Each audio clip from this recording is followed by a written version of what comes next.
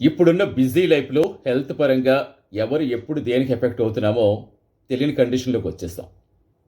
ఇప్పుడు ఎవరికైనా పెద్దవాళ్ళకి షుగర్, బీపీలు ఇలాంటివి ఉంటే వంశపారంపర్యంగా జెనెటికల్‌గా వస్తాయేమో అన్న భయంతో అలర్ట్స్ అనేవి ఉండేవి. కొంచెం జాగ్రత్తగా ఉండటం, దానికి తగ్గ ప్రికాషన్స్ తీసుకోవడం జరుగుతూ ఉండేవి.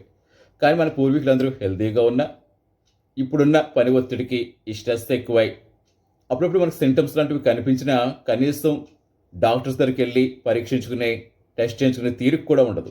తీరిక అనే కంటే కూడా నిర్లక్ష్యం అని చెప్పుకోవచ్చేమో. అంత నిర్లక్ష్యంగా ఉంటాం. సో, అటువంటప్పుడు ఎక్కువగా ఈ మధ్య కాలంలో హై బీపీ చాలామంది దీని బారిన పడుతున్నారు. ఈ సింటమ్స్ ఎక్కువగా నైట్ టైమ్ ఎక్కువ కనిపిస్తూ ఉంటాయట. అది ఎలా అంటే ఒక్కొక్కసారి మనకి పడుకున్నప్పుడు ఏసీ ఆన్‌లో ఉంటుంది, ఫ్యాన్ ఆన్‌లో ఉంటుంది. కానీ చెమటలు పడుతూ ఉంటాయి. ఎందుకు ఇలా పడుతుంది అనుకుంటూనే ఉంటాం కానీ జస్ట్ లైట్‌గా మళ్ళీ లైట్ తీసుకుంటాం.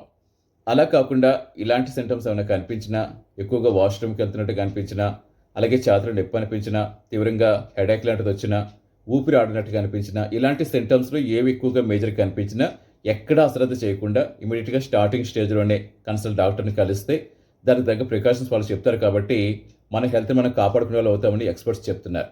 ఆరోగ్యమే మహాభాగ్యం అన్నారు కాబట్టి ఇలాంటివి ఏ సింటమ్స్ ఉన్నప్పటికీ ఇమ్మీడియేట్‌గా మనం కొంచెం అలర్ట్ తీసుకుంటే, జాగ్రత్త పడితే మన ఆరోగ్యానికి మంచిది.